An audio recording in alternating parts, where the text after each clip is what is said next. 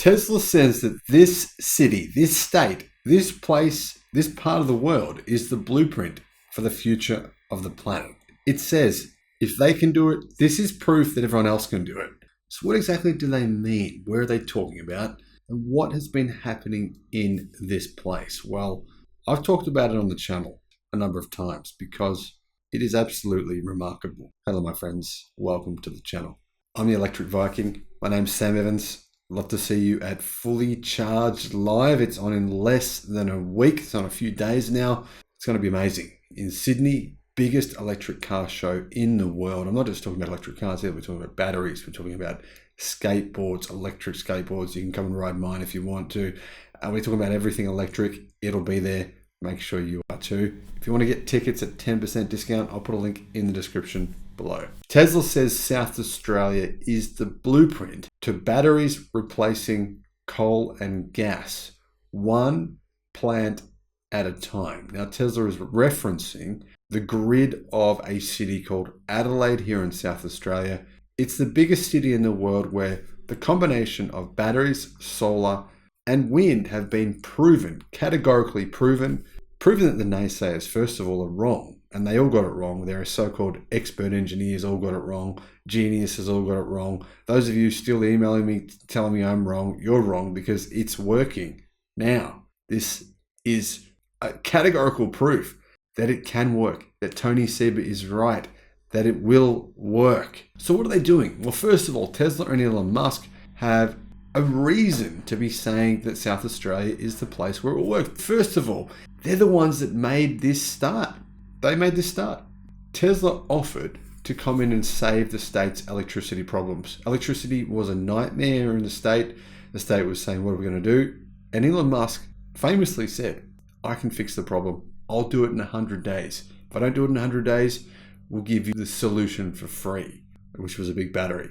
And our Prime Minister mocked it. He said it was a joke. It was a big banana. It was going to be a flop. Don't do it. Elon Musk is a fraudster. Well, it turns out he was right. Tesla delivered in less than 100 days. And this was the start of the most remarkable energy journey that any city in the world has seen in the last 100 years. And it's the place where the statewide system black in 2016 led to a rapid construction the following year of the Tesla big battery. At the time, the biggest battery in the world. This battery was so successful that it actually has now been doubled in size. And it's where the Tesla big battery, officially known as the Hornsdale Power Reserve, became the first to provide synthetic inertia to the grid at scale, and where the company tested its landmark virtual machine mode. A lot of people don't know this, but Tesla actually tested this whole virtual power plant concept in Australia first before anywhere else. It's where Tesla created its first and biggest virtual power plant through Powerwall batteries in more than 5,000 homes, where wind and solar have the highest penetration of local grid demand in the world, with an average of 70% over the last year alone. But over the last 3 months, it's more than 80%. Tesla South Australia is still playing a key role in its plans to use battery storage to replace fossil fuels one plant at a time, and ultimately reach a grid operating on 100% renewables. Now, the incredible thing is this grid is very close to operating on 100% renewables. In fact, it had a point in time where it was running on 100% renewables for 11 days straight, nothing but renewables for an entire city of millions of people. The naysayers said it would never happen. It couldn't work. It was mathematically impossible. Well, sorry, my friends, but your maths sucks. It sucks. Stinky, sweaty balls. It's so bad. Because you guys who are saying this stuff, you're still saying it. And the maths already proves you wrong. So please don't email me with this stuff. Actually do your research. That's all you need to do. Do your research.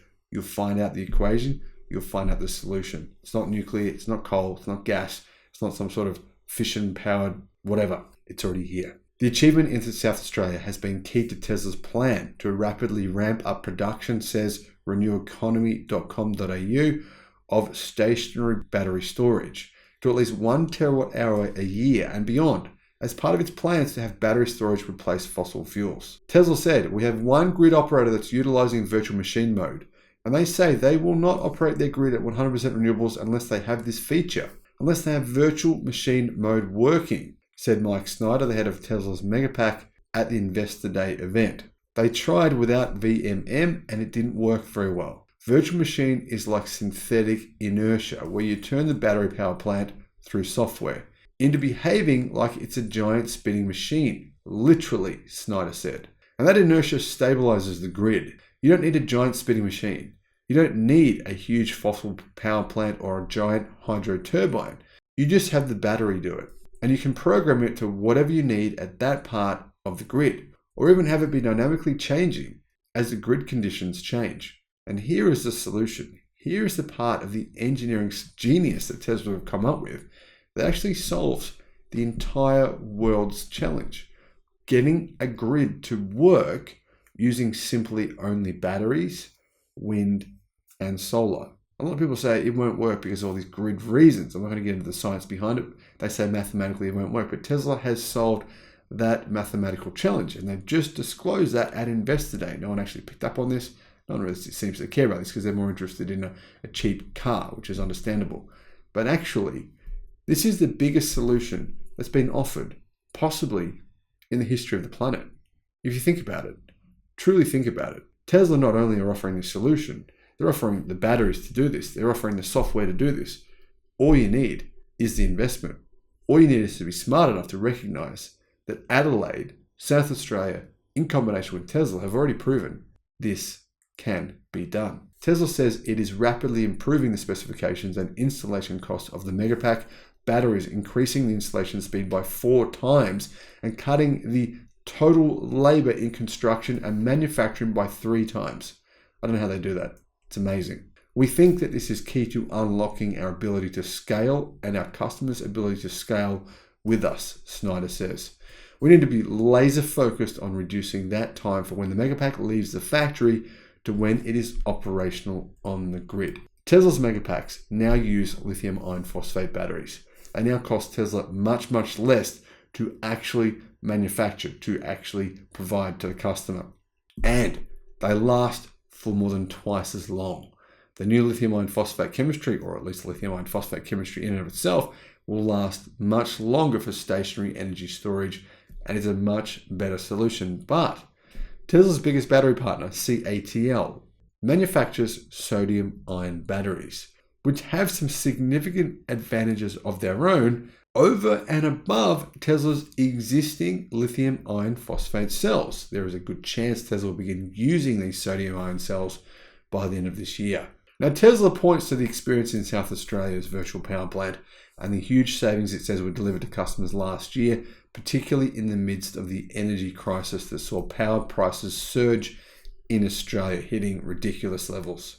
Drew Baglino, the head of Powertrain and Energy Engineering, says the average cost of electricity for its customers has been $140 a month.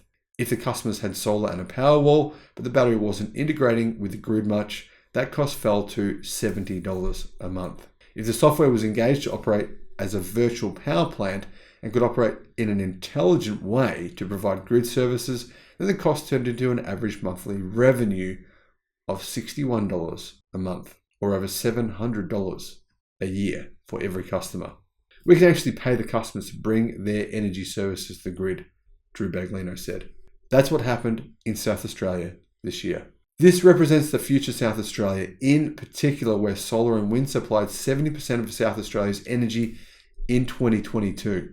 This compares to 30% in Texas, 35% in California. But this is an indication of where this is all headed in both centralized and distributed storage resources, providing the key to unlocking fully renewable grids. Over the last 3 months, South Australia has had no blackouts. They used to have them all the time. They also averaged 80.1% wind and solar use. According to data from OpenNEM, wind and solar accounted for 80.1% over a 92-day period. But incredibly, it also accounted for 80% in the previous 90 days before that, when the state wasn't in summer. So we're talking about now a 180-day period where this state operated at over 80% renewables only. That means South Australia leads the world in the penetration of wind and solar in a gigawatt scale grid.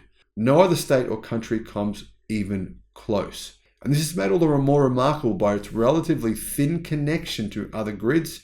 It only has one synchronous line linked to Victoria, and the high penetration of rooftop solar, at least in daylight hours.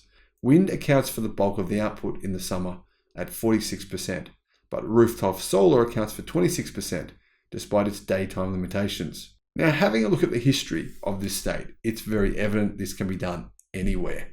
In 2007-2008, renewables accounted for only 2.6%. They went from 2.6% to 80% in 15 years. Now, incredibly, the naysayers still say this. Yes, but reliability will be bad. Reliability it'll be terrible for the people using it. It won't work for that reason. The experience for customers will be terrible. Well, actually, they're wrong. A recent assessment by the Australian Energy Market Operator reveals the state has the smallest reliability gap and is the only one to have escaped, at least at times, the tyranny of expensive gas prices. While the share of wind and solar in South Australia's grid is remarkable, it's important to note that 82% renewable energy is now the entire Australian government's target. But some states have higher targets, say Renew Economy. South Australia itself is aiming for 100% renewables within the next few years, 100%, and they'll definitely hit it. Victoria has an official target of 95% renewables by 2035, by which time all of its coal operating power plants will be closed because they suck and they're inefficient. Really, whether or not you feel that this is the right thing to do, it doesn't really matter, because the truth is coal is inefficient and expensive in comparison to renewables. That is simply the truth. Tesla is right. Tony Seba was right. They've both been right all along. And this proves the naysayers were wrong. The future of the world, my friends, it is renewables. It is solar. It is wind. And it is batteries. There's still a lot of doubt out there. There's still a lot of people that question this. But I'm telling you now, the facts are the facts. We have the facts here. We have the proof. And now we know. Thank you for sharing. Thank you for watching. Let me know your thoughts in the comment section below. Bye-bye.